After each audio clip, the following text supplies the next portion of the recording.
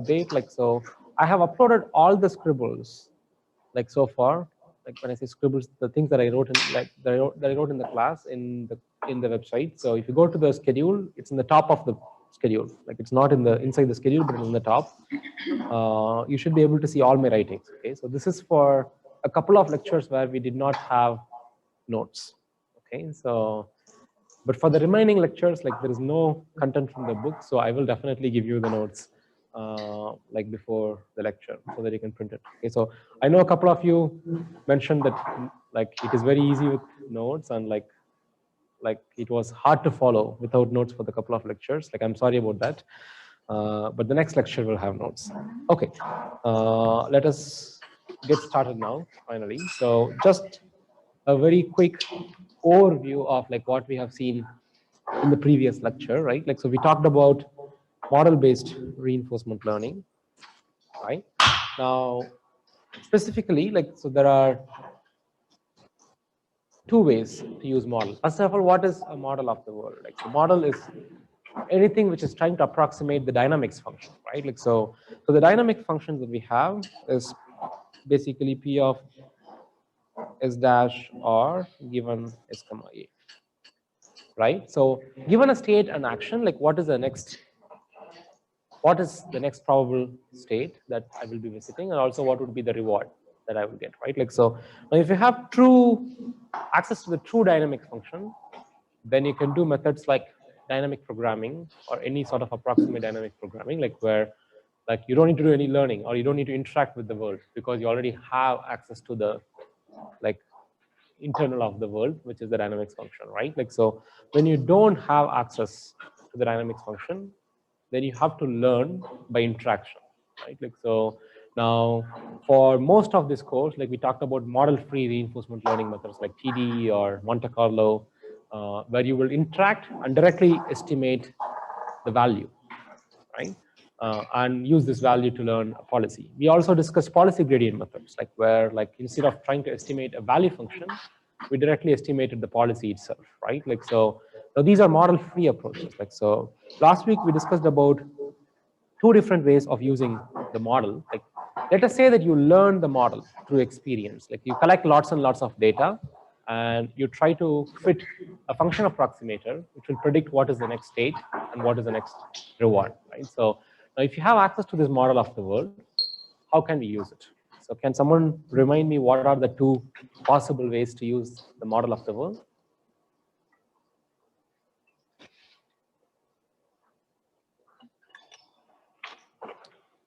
I will also read the chat, so people in remote can also answer. So what are the two different ways in which we used the model of the world? Yeah?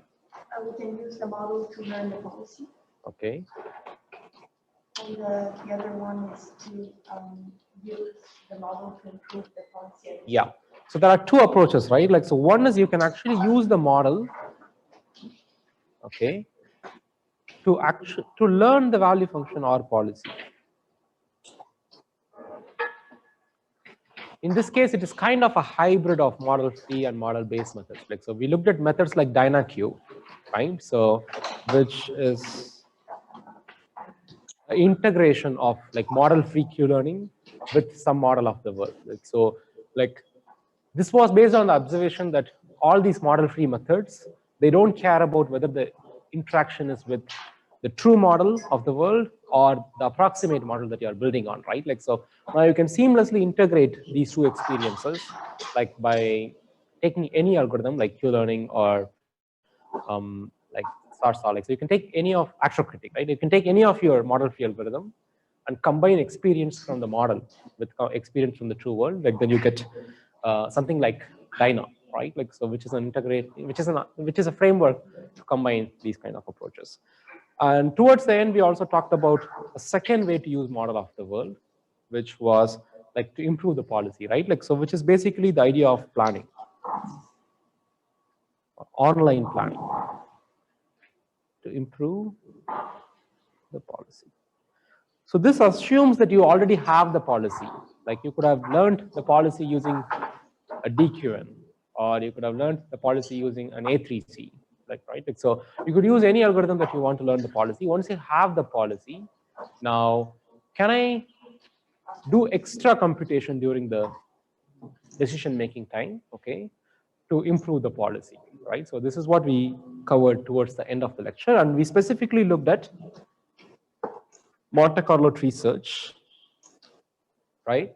So which is this idea of considering next possible actions, like by using a separate rollout policy, like so you were like you had this tree-based approach, like where you were constantly growing the possible next steps, right? Like so, and at some point you decide to stop, you approximate it with whatever learned value, and then you back up, right? So now you do all these things to decide what action to take at state t. So for example, let's say you decided to take this action because your research tells you that the right action is better than the left action, okay? So then you are in state t plus 1, okay?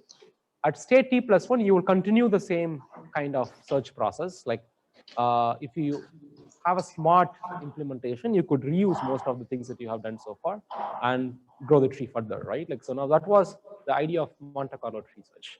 Now, one of the big limitations of an approach like Monte Carlo tree search is like this works for this kind of discrete actions, right? Like if you have a set of possible actions, you could consider those possible actions and make a step. So I finished the lecture with a small thinking exercise, like without Google search. So the question was like, how can I do such online planning, but with continuous action spaces? Okay. So I want answers from people who have not Googled.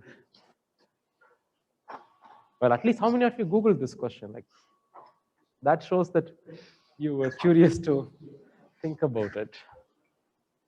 Okay, a couple of you. Well, I'm actually happy that some of you Google. Like anyway, like so, can we have some answers? No, it was for the answer. Not Oh, you have an answer. Okay, yeah. So what is your answer? Suggestion: could we do like a graph search? That still requires discrete actions, right? Like so now, when you have a continuous action space, okay. So if you remember our discussion about continuous actions in policy gradient lecture, like so, when you have a continuous action space, you can. But first of all, it is not very clear how we can take value-based approaches and convert it into continuous action space. So that is where policy gradient methods shine. Like so, in the case of methods like reinforce or actor critique, like you can easily extend these methods to continuous action space by assuming that your action is a Gaussian, right? Like so, then you have an estimator for the mean and variance of the Gaussian, and like you have like then you sample from this Gaussian for your action, right? So now, how would you do online planning with it? Yeah. We consider intervals. You consider intervals, okay, some sort of discretization, but it is still not very, it might not be very efficient, right? Like, so what would you do in the interval? Like, so any other suggestion? Yeah. Can we say we have to increase the value or decrease the value in the continuous space? Okay, so the answer is like, can we somehow increase or decrease values? Okay, which is kind of going towards the right direction. Like, so the problem with actually continuous action spaces are easy to do this than discrete action spaces, okay? Because discrete action spaces have this issue of combinatorial explosion, right? Like, so like you have to consider many choices, and from those choices you have to consider many other choices and so on. Like, so everything is discrete.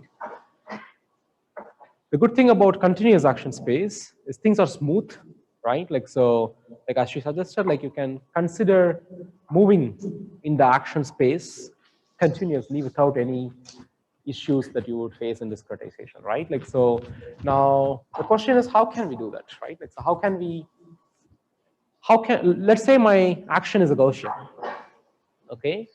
Now, how can I pick the best action if I already have, like, let's say, access to the model of the world? Yeah. It is based on the distribution probability. So based on the probabilities of the actions, yes, so that is also going in the right direction. So how do we do that in a more tractable way? Okay, so we are going to do that. Okay, so we are going to use techniques from stochastic optimization.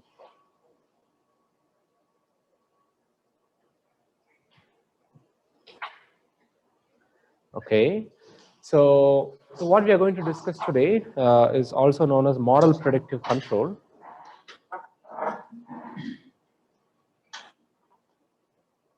Or MPC. So MPC has a lot of applications in like other like control fields. Okay, like but in reinforcement learning we are going to use it in a in similar way, but like for our to solve our problem of continuous action spaces. Okay, so here is the basic idea. Now, what is our goal, right? Like so, let's say I start at a specific state ST, and I'm interested in taking an action AT. Right? In the case of discrete case, like you have this tree structure, like so where you start from the current state, consider many actions from each of these states that you're going to go, like consider many actions and so on, right? Like so. Now, there is an abstract way to think about this, like so what we are interested in is given a state, okay, I want to know what is the optimal sequence of actions to take. Okay, so let us just call this as AT plus 1 to A capital T. Okay, now we have access to the model of the world, right? So my model of the world will give me an approximate reward function, right? So if you have access to the model of the world, then you should be able to solve this by posing the following optimization problem, which is basically AT plus 1 to AT, okay, is equal to max of AT to AT, okay, J of AT to AT, okay, where this J, you see here, sorry, it's argmax. Okay, the J that you are seeing here is, it could be any function that you want to maximize. In our case, it is going to be the return from state T. Okay, so now what is the optimal sequence of actions? Okay, so just give me a minute. I forgot to charge my pencil. Just for 2 minutes. Okay, so what is the optimal sequence of action that I should take so that I have the maximum possible return? Okay, so now we can, well, now we can kind of approximate this with ideas from Monte Carlo, right? Like, so in some sense, like what we were doing with Monte Carlo tree search is like do a bunch of simulations and see what is the best value, right? Similarly, we can also do such simulations in continuous case, okay?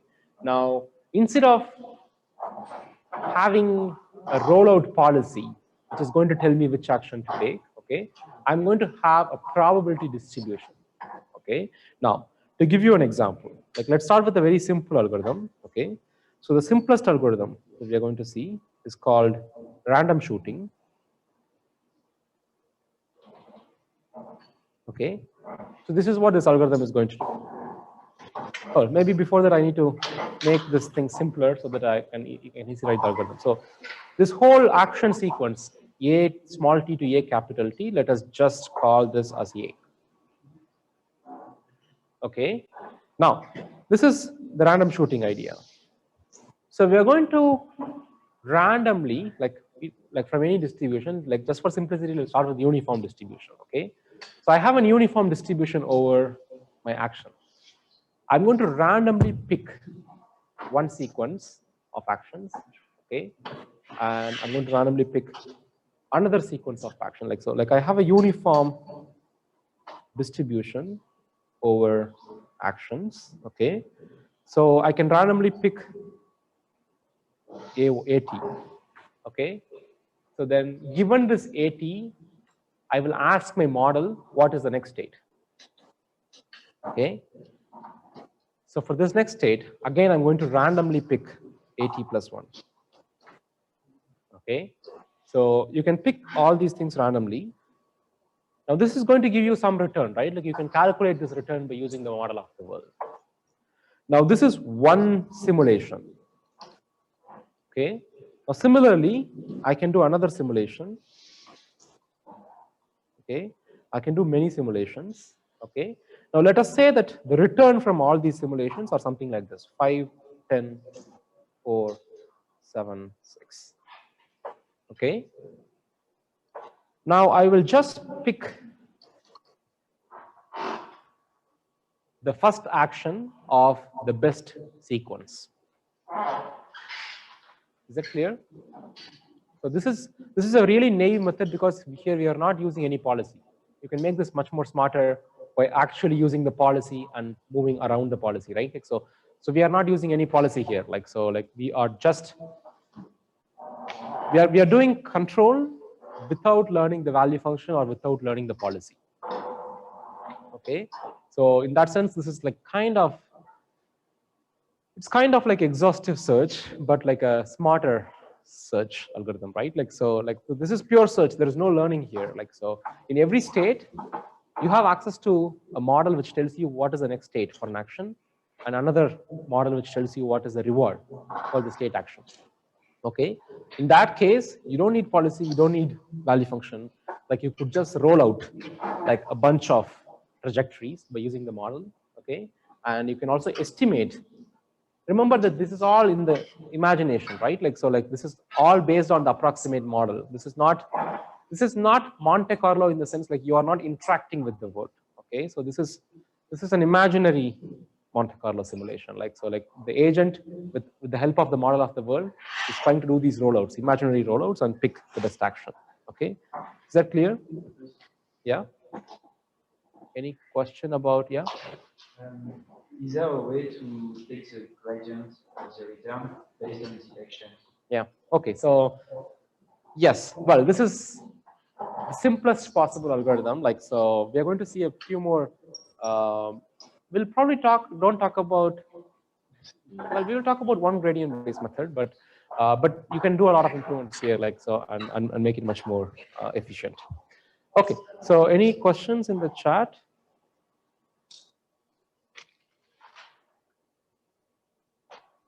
Okay.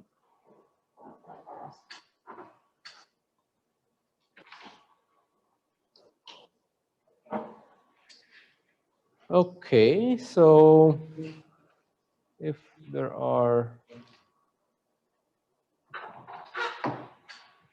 no more questions, so then we can move to the next algorithm. Okay, so this is really simple.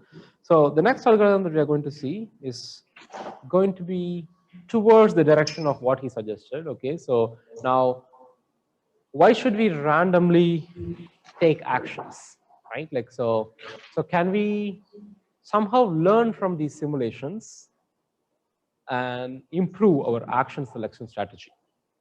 Okay, now this is similar to the rollout policy that we have in Monte Carlo tree search, right? Like so the algorithm which we will talk about, like which is going to do this, is the idea of cross entropy method.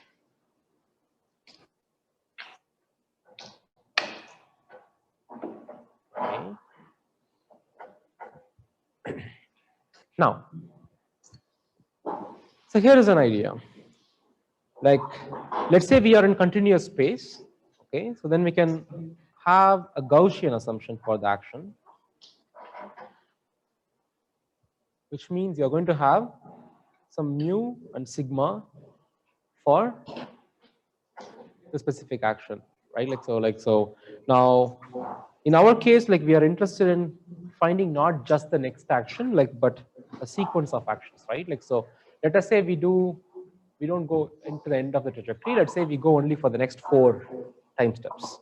Okay, so then it is going to be AT AT plus 1, AT plus 2, and AT plus 3.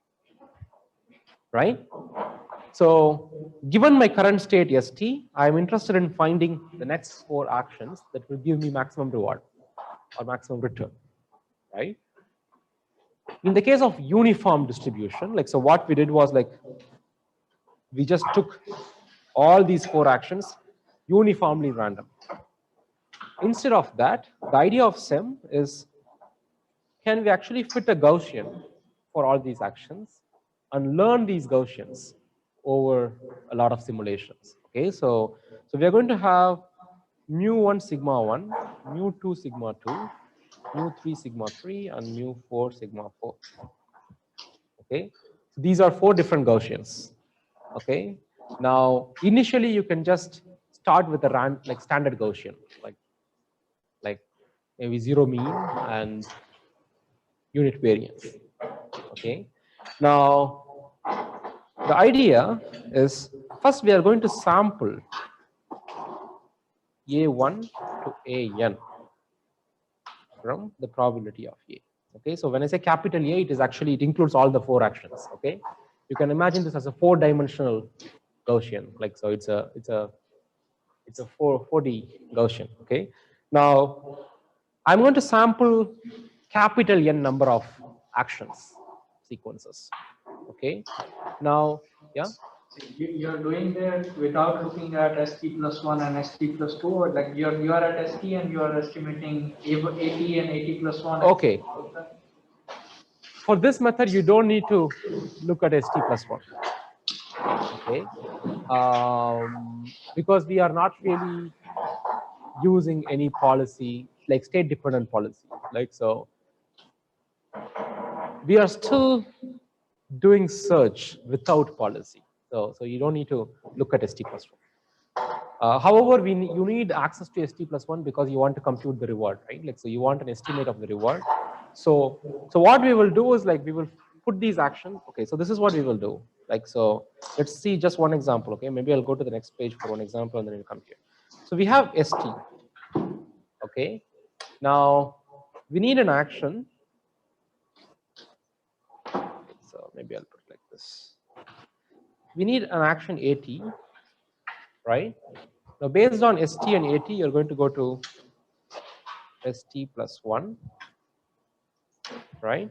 Now also based on this, you will get your reward. So let us just put the reward here.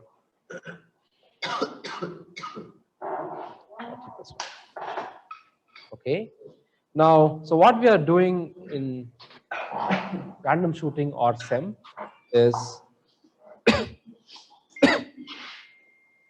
we will just learn AT, AT plus 1, AT plus 2, and AT plus 3. Okay.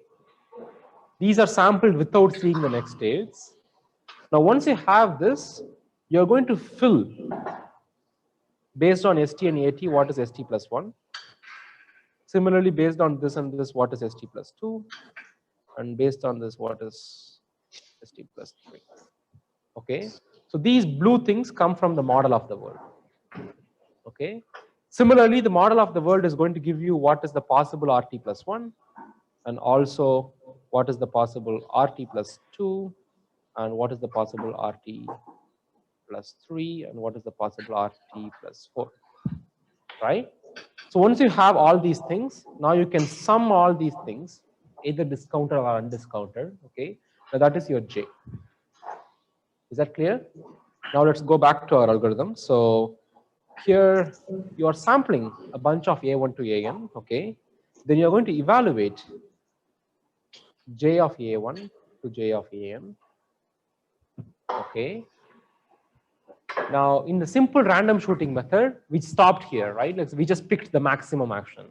Now, we are going to repeat this process again and again with the intention of learning the Gaussian. Okay. So, what we are going to do is we are going to pick, okay, some M elite candidates,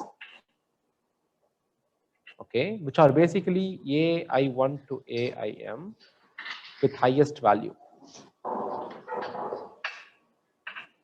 So let's say you do 10 let's say n is equal to 10, okay? You try 10 different simulations.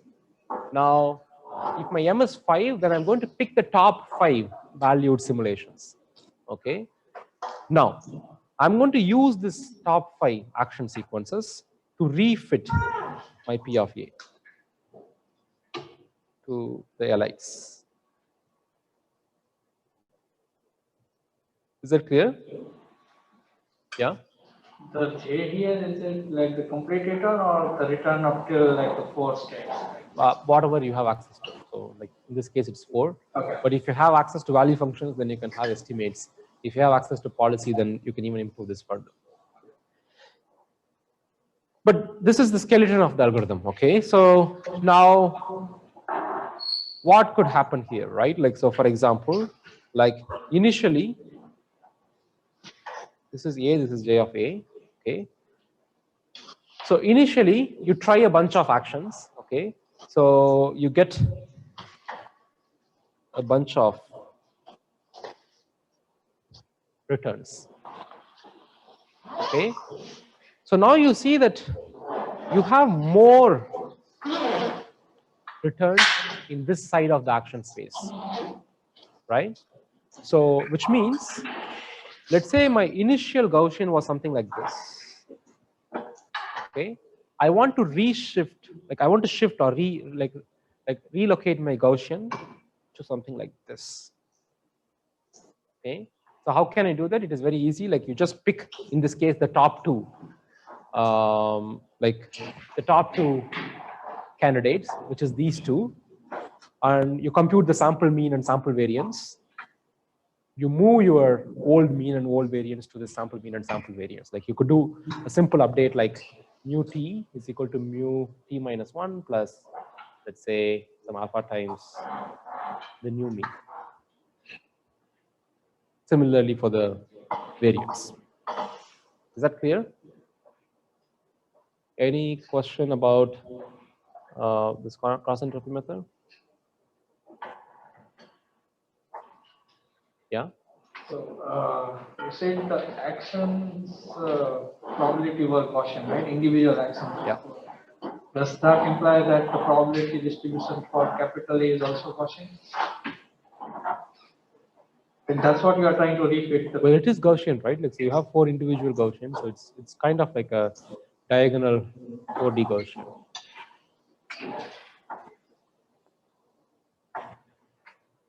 Okay, so any questions? Now, the big advantage of methods like SEM is, well, also like vanilla Monte Carlo tree search is like, so these are very fast if parallelized, right? Like, so because the quality of SEM depends on how many simulations you can do. Like, so let's say you have 1,000 cores and you can do 1,000 simulations at the same time. Okay, for 5 seconds you can do 5,000 simulations. Okay, so like the more simulations, the better. Like, because this is just a smart search method, right? Like it's an extremely simple method, and it's very like it is very fast if you parallelize it. Okay. However, the problem with something like SEM is it doesn't work that well in high dimensional action spaces. Like, so it is okay for like unidimensional or like few dimensional actions. Okay, but if your action space itself is very large, then estimating these distributions is not such an easy thing to do, okay? So then you have to start incorporating value functions, policies. Like, so for example, there is no reason why you should start with a random Gaussian. You could start with a policy, which gives you a Gaussian output, right? So then you can actually, in fact, do gradient descent through the policy and improve the policy through the process of SEM. So these all methods exist, but probably we will not get into the details of that. Like, so I just wanted to give a flavor of like how to do these things with continuous action spaces. Okay, so well, this was a short lecture, so but that finishes like model-based reinforcement learning. So we will stop here. So next week is going to be hierarchical reinforcement learning, like, so where we will talk about like how to take all these reinforcement learning agents that we have seen so far which takes actions in like very low level granularity to take higher level actions, right? Like, so as I mentioned before, like, so when humans think about like or plan about like what decisions to make, like I don't plan that I'm going to take 10 steps to reach there and then another 20 steps to reach there and then go outside the room, right? Like, so my plans are more like, if you want to get a coffee now, my plan is more like, okay, go to the exit, take the stairs, and go to the cafe and get a coffee, right? Like, so these are higher level actions, like which is very different from how reinforcement learning agents behave, because for them, like for a robot, like actions are so low level in the sense like what is the speed, what is the torque, like so like what is the angle in which I should move my hand and so on. We definitely don't think about at what angle should I move my hand to pick this, right? Like, so I only think about picking this, like, and probably I'll have a higher level direction, like that I should move my right hand to pick this. I will not think consciously about at what angle and with how much force I should pick this, right? Like, so now how to learn this higher level abstractions? Well, it's one of the open problems in reinforcement learning, like, but we will talk about the foundations of that problem in the next week.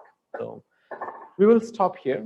So, and as usual, this is my office hour, so you can ask me your questions.